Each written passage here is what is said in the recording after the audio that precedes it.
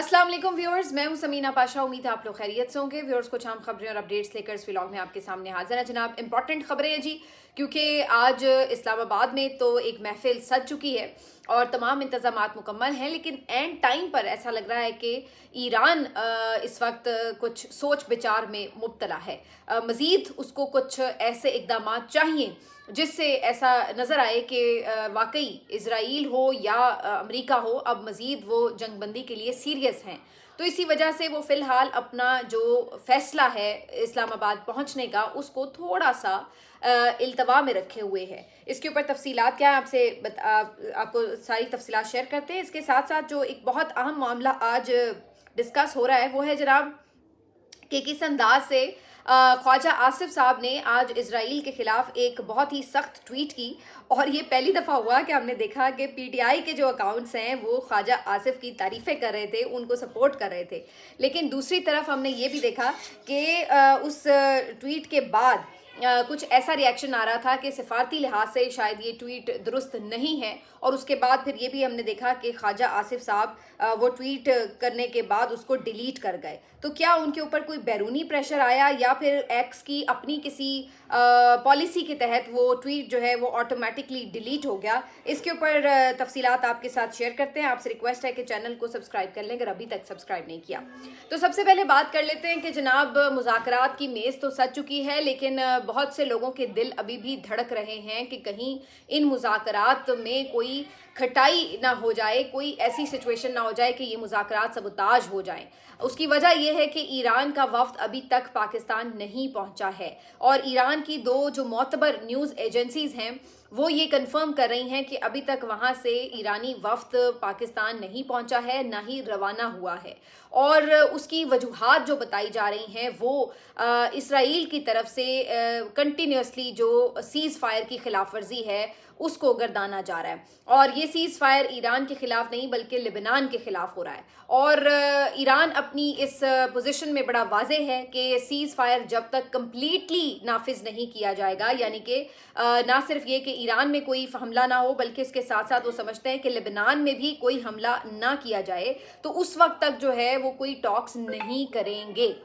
तो ये एक ऐसी सिचुएशन है जिसने सबको काफ़ी मुश्किल में डाल दिया है, क्योंकि इसराइल एक तरफ पहले ही आपको पता है बदनीयती का शिकार है, उसको तो सूट ही नहीं करता कि मुज़ाकरात हों, जंग बंदियाँ हों, तो वो पहले ही से इन मुज़ाकरात को सबूताज करना चाहता है। लेकिन दूसरी तरफ ईरान भी किसी सूरत कोई कमज़ोरी का पैगाम नहीं देना चाहता कि जनाब उधर सीज़ फायर की गैर कानूनी तरीके से खिलाफ वर्जियाँ भी जारी हों और इधर जो है वो सब बैठ के अच्छा की रिपोर्ट भी दें। तो ईरान इसके ऊपर इसलिए एहतजाजन अभी तक अपना ना तो वफ्द भेज रहा है, ना ही इस सिलसिले में वो पहुंच रहा है।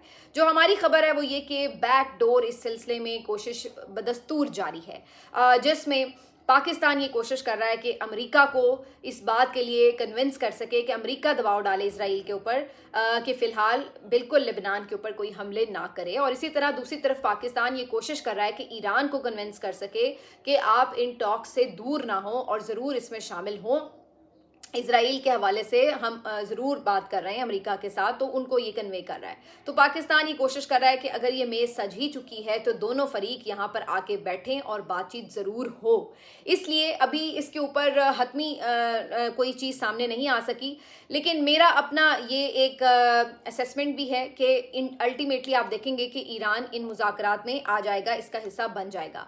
ये मुझे इसलिए लग रहा है कि वक्ती तौर पर इजराइल एक आध दिन के लिए, क्योंकि मुज़ाकरात को एक हफ्ता तो चलने नहीं है या कोई 15 दिन तो चलने नहीं है, एक आध दिन में मुज़ाकरात कंप्लीट हो जाएंगे, 1 या 2 दिन लगेंगे मैक्सिमम। तो इतनी देर के लिए इजराइल को ट्रंप साहब आंख मार देंगे कि भाई हमले रोक दो, ज़रा बातचीत हो रही है। और अगर कोई ये समझे कि वो कोई मुस्तकिल सीज़ फायर की पाबंदी करेगा इजराइल, तो ऐसा तो नहीं होगा। ये तो हमें भी पता है और ये उन्हें भी पता है। लेकिन कम अज़ कम ड्यूरिंग टॉक्स के कम अज़ कम एटलीस्ट ईरान आकर बैठ जाए, उस हद तक ज़रूर इजराइल को कंट्रोल कर लेंगे डोनाल्ड ट्रंप, ताकि कम अज़ कम 1 या 2 दिन ये हमले बंद हों, जिस दौरान टॉक्स शुरू हो सकें। तो टॉक्स शुरू होने के लिए इजराइल मुमकिन है कि ये हमले बंद करवा ले। वैसे तो आज सुबह भी लेबनान के ऊपर उन्होंने हमले किए हैं, لیکن آنورڈس مجھے نظر آ رہا ہے کہ یہ سٹاپ ہوگا اور اس کے بعد ایران بھی ضرور انشاءاللہ پاکستان پہنچ جائے گا.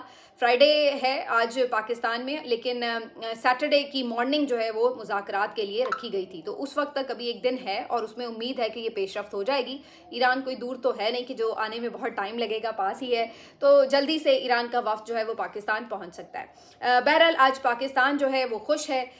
اسلام آباد کو دلہن کی طرح سجا دیا گیا ہے، بہت خوبصورت مناظر نظر آ رہے ہیں آج اسلام آباد کے، اور بہت ہر کوئی سرشار محسوس کر رہا ہے، بہت پراؤڈ فیل کر رہا ہے کہ پاکستان عالمی منظرنامے پر بڑا چمک کر آ رہا ہے. لیکن جہاں تک ان ٹاکس کی بات ہے، جو میری مختلف ایرانی صحافیوں سے بھی بات ہوئی ہے، جو میری مختلف جو اس یعنی کرنٹ افیئر کے اوپر اور انٹرنیشنل افیئرس کے اوپر گرپ رکھتے ہیں، ان سے بھی بات ہوئی ہے، تو وہ سب اس بات میں کوئی شک نہیں ہے انہیں کہ بد اعتمادی کی فضا موجود ہے، اور ایران بالکل بھی اسرائیل یا امریکہ کو ٹرسٹ نہیں کرتا. اور یہی وجہ ہے کہ ایرانی جتنی بھی لیڈرشپ ہے، آپ ان کے اسٹیٹمنٹس بھی دیکھیں تو وہ یہی بات کریں کہ ہم بیٹھ ضرور جائیں گے لیکن ہماری انگلیاں جو ہیں وہ ٹریگر پر ہوں گی. اس بات کا کیا مطلب ہے؟ اس بات کا واضح مطلب یہ ہے کہ مذاکرات کا مطلب یہ نہ سمجھا جائے کہ ہم کوئی جنگ سے بالکل فارغ ہو کے بیٹھ گئے ہیں اور ریلیکس کر گئے ہیں. آپ یہ یاد رکھیے کہ ہم اپنے ٹوز پر موجود ہیں، اور اگر آپ جنگ بندی کی مستقل خلاف ورزی کرتے جائیں گے تو ہم آپ کو اسی طرح جواب دیتے جائیں گے. وہاں پہ پھر کوئی جنگ بندی یک طرفہ طور پر نہیں ہوگی، یہ بات یاد رکھیے. تو وہ بیٹھ ضرور رہے ہیں. سوال یہ کہ پھر وہ بیٹھ ہی کیوں رہے ہیں اگر اتنی بد اعتمادی ہے؟ تو اس کی وجہ یہ کہ وہ یہ سمجھتے ہیں کہ آخر کار تو بیٹھنا ہی پڑتا ہے، چاہے 40 سال جنگ رہے، چاہے 4 دن رہے، چاہے 1.5 مہینہ رہے. تو یہ کوئی نہ کہے کہ جناب جنگ بندی کی کوشش تھی، لوگوں کے مزید جانی استحصال کو بچایا جا سکتا تھا، لیکن ایران نے دیکھیں جی تعاون نہیں کیا. تو وہ اس چیز کو نہیں اپنے ساتھ جوڑنا چاہتے، اس لیے وہ سمجھتے ہیں کہ اگر بات ہو رہی ہے، بھلے بد اعتمادی بھی ہے، پھر بھی بیٹھ جاتے ہیں، دیکھ لیتے ہیں کہ کیا ہو جاتا ہے. تو اس لیے وہ بیٹھ ضرور رہے ہیں. لیکن اگر کوئی یہ سمجھ رہا ہے کہ وہ اس لیے بیٹھ رہے ہیں کہ وہ جنگ سے تھک چکے ہیں، یا وہ اس لیے بیٹھ رہے ہیں کہ انہیں اس بات پہ اعتماد ہے کہ امریکہ اور اسرائیل اپنے کہے کی پاسداری کریں گے، تو ایسا کوئی معاملہ نہیں ہے. تو یہ بات بہت کلیئرٹی سے ان کے جو مطلب سمجھ لیں کہ پوری لیڈرشپ ہے اس کے اندر موجود ہے. دوسری طرف جو اہم معاملہ ہے وہ خواجہ آصف صاحب کا ٹویٹ ہے، جو کہ آج بہت زیادہ ڈسکس ہوا. رات گئے خواجہ آصف صاحب وزیر دفاع نے ایک ٹویٹ کیا اور اسرائیل کے خلاف انہوں نے بڑی سخت زبان استعمال کی. انہوں نے لکھا کہ Israel is evil and a curse for humanity. While peace talks are underway in Islamabad, genocide is being committed in Lebanon. Innocent citizens are being killed by Israel, first Gaza, then Iran, and now Lebanon. Bloodletting continues unabated. I hope and pray people who created this cancerous state on Palestine land to get rid of European Jews burn in hell. تو یہ ان کا جو ہے وہ tweet تھا، اور انہوں نے اس میں واضح طور پر اسرائیل کو کنڈیم کیا، کہا کہ جنہوں نے اسرائیل کے لوگوں کو لا کے یہاں بسایا فلسطین کے اوپر، اللہ کرے وہ جہنم میں جلیں.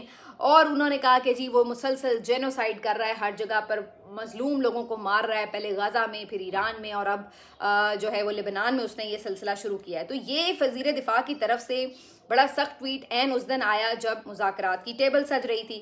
تو لیکن باتیں تو خیر انہوں نے 100% ٹھیک کی ہیں، اس میں تو کوئی شک نہیں. میرا خیال ہے یہ واحد خواجہ آصف کا ٹویٹ ہوگا جس پہ پی ٹی آئی والے جو ہیں وہ بھی خواجہ آصف کی تعریف کر رہے تھے کہ بڑا کھل کے بولے ہیں اور بڑا ٹھیک بولے ہیں، اور بڑی سب تعریف کر رہے تھے کہ انہوں نے بالکل پاکستان کے عوام کے امنگوں کے اور جذبات کے مطابق ٹویٹ کی ہے، ان کی ترجمانی کی ہے. لیکن سفارتی لحاظ سے دیکھا جائے تو این ٹاکس کے دوران اس طرح کی جو سخت گفتگو ہے وہ ظاہر ہے کوئی بہت زیادہ اپریشیٹ نہیں کی جاتی، اور یہی وجہ ہے کہ فوری طور پر اسرائیل کی طرف سے اس کے اوپر ایک ریاکشن بھی آ گیا. اور prime minister of Israel office کی طرف سے لکھا گیا ہے کہ پاکستان's defence منسٹر's call for Israel's annihilation is outrageous. This is not a statement that can be tolerated from any government, especially not from one that claims to be a neutral arbiter for peace. تو وہ کہتے ہیں کہ جناب جو آپ یہ tweet کر رہے ہیں، وزیر دفاع صاحب خود کو کہتے ہیں کہ جی ہم تو نیوٹرل ہیں امن پروسیس میں، یہ وہ، تو آپ کیسے نیوٹرل ہیں جناب؟ آپ نے تو اٹھا کے اسرائیل کے اوپر پورے چارج شیٹ کر دی ہے. تو انہوں نے اس کے اوپر کہا کہ یہ بالکل ایکسیپٹیبل نہیں ہے، بڑا احتجاج ریکارڈ کرایا، اور اسرائیلی وزیر اعظم کے آفس سے یہ احتجاج آیا اس ٹویٹ کے اوپر. تو اس کے بعد کیا ہوتا ہے کہ چند ہی گھنٹوں کے بعد خواجہ آصف صاحب کی یہ ٹویٹ ان کے ایکس اکاؤنٹ سے ڈیلیٹ ہو جاتی ہے۔ اب یہ بڑا اہم سوال تھا کہ جناب آپ نے اگر ٹویٹ کی تو پھر آپ نے ڈیلیٹ کیوں کی، اور اگر آپ کو یہ دباؤ آیا کہ جناب آپ یہ ٹویٹ ڈیلیٹ کریں کیونکہ اس سے ماحول خراب ہو رہا ہے، تو اس کا مطلب ہے کہ پھر تو آپ جو بات کرتے تھے وہ سارے آج پی ٹی آئی والوں نے نکال کے ان کے اپنے الفاظ جو تھے کہ دوڑ گیا جے، نس گیا جے، وہ عمران خان کی مذاق اڑانے کے لیے کسی بات پہ کہتے تھے، تو وہ سارے ان کو کہہ رہے تھے کہ جناب اگر آپ ایک بات کر ہی گئے تھے سچی کھری تو پھر ذرا سٹینڈ تو لیتے، پھر بھاگ کیوں گئے۔ لیکن جو لوگ مذاکرات کی سنجیدگی اور حساسیت کو جانتے ہیں وہ سمجھتے ہیں کہ ایسے موقع کے اوپر بے شک آپ دل میں جو بھی رکھتے ہوں لیکن کم از کم تھوڑی دیر کے لیے کنٹرول کرنا پڑتا ہے جذبات کو۔ لیکن سوال پھر یہاں پر یہ بھی ہے کہ جناب بالکل جذبات کو کنٹرول تو کریں لیکن فریقین کے لیے کیے جائیں۔ فریقین میں اسرائیل تو کہیں بھی نہیں ہے، کیونکہ اس وقت جو سچویشن ہے اس میں جو ٹاکس ہو رہی ہیں اس میں تو امریکہ ہے یا ایران ہے، اسرائیل کا تو کوئی وقت یہاں پہ نہیں آیا ہوا۔ تو اس کے اوپر میں سمجھتی ہوں کہ بے شک اسرائیل ڈائریکٹلی تو اس کا فریق نہیں ہے لیکن بہرحال انڈائریکٹلی تو ان ٹاکس کا فریق ہے، کیونکہ جب ایران یہ بات کہہ رہا ہے کہ لبنان میں بھی جنگ بندی ہو تو لبنان میں جنگ بندی کی خلاف ورزی کون کر رہا ہے؟ وہ اسرائیل کر رہا ہے۔ تو بہرحال ایک فریق تو اسرائیل ہے، بے شک ٹاکس کا نہیں ہے لیکن جنگ کا تو ہے۔ تو بہرحال اس ساری صورتحال میں جو ہے وہ اس ٹویٹ کے اوپر کافی بازگشت ہوئی۔ بعد میں کور اپ کرنے کے لیے یہ بھی کہا جا رہا ہے کہ جناب یہ ٹویٹ تو ایکس کی طرف سے شاید خود ہی جو ہے وہ ڈیلیٹ ہو گئی ہے یا سامنے نظر نہیں آ رہی۔ میرا نہیں خیال ہے کہ ایسا ہے، ایکس ہم بھی استعمال کرتے ہیں۔ یہ ضرور ہوتا ہے کہ ایکس کی پالیسی کے تحت کچھ ایسے الفاظ جو کہ ان کو ناگوار گزرتے ہیں، ان الفاظ کو ریچ زیادہ نہیں ملتی، ان ٹویٹس کی ریچ گر جاتی ہے، وہ بہت زیادہ لوگوں تک شو نہیں ہو رہی ہوتی، تو یہ ایکس کے الگورتھم میں ہم نے دیکھا ہے۔ لیکن ایسا نہیں ہے کہ آپ کی ٹائم لائن کے اوپر آپ نے خود اپنے ہاتھ سے کوئی ٹویٹ کیا اور وہ خود بخود ڈیلیٹ ہو جائے۔ وہ جب تک آپ خود نہیں ڈیلیٹ کریں گے تو وہ ڈیلیٹ نہیں ہوتا کم از کم ایکس کے اندر۔ تو اس کی تو مجھے کوئی ایسی جس کو کہتے ہیں کہ ریزن نظر نہیں آ رہی کہ یہ خود بخود کچھ ہوا ہو۔ ڈیفینیٹلی انہیں یہ سمجھایا گیا ہے، کہا گیا اور خواجہ آصف صاحب نے اس ٹویٹ کو ڈیلیٹ کیا ہے۔ ایک پراسرار اور سرپرائز مہمان کی بازگشت کی آواز آ رہی ہے کہ جناب جو ایک شو کیے گئے ہیں پتے کہ جی دونوں طرف سے یہ لوگ بیٹھیں گے، وہ تو ہیں اپنی جگہ، لیکن یہ بھی کہا جا رہا ہے کہ اسلام آباد میں ایک سرپرائز شخصیت بھی آ سکتی ہیں جن کا کہیں پہ نام ابھی نہیں ہے لیکن وہ اچانک پہنچ سکتی ہیں، ان سے کہیں بیک ڈور بات چیت چل رہی ہے۔ اس کے اوپر سارے اپنے اپنے اندازے لگا رہے ہیں کہ وہ سرپرائز کیا ہو سکتا ہے، وہ کون سی شخصیت ہو سکتی ہیں جو اچانک ایز سرپرائز گیسٹ آ سکتی ہیں۔ تو اس میں کچھ لوگوں کا خیال یہ ہے کہ کہیں ڈونلڈ ٹرمپ خود ہی تو نہیں آ رہے، مجھے تو اس طرح کی کوئی امید نہیں ہے کہ ڈونلڈ ٹرمپ خود آ رہے ہوں گے۔ کچھ لوگوں کا خیال ہے کہ کچھ اور ممالک ہو سکتا ہے اس میں شامل ہو رہے ہوں ٹاکس کے اندر۔ میرا کچھ لوگوں کا خیال یہ کہ چائنا سے کوئی آ سکتا ہے تاکہ وہ ایک گارنٹر کی طرح وہاں پہ بیٹھ سکے، رشیا سے آ سکتا ہے۔ لیکن میرا اندازہ یہ ہے، کچھ لوگوں کا یہ خیال ہے کہ یہ محمد بن سلمان بھی ہو سکتے ہیں۔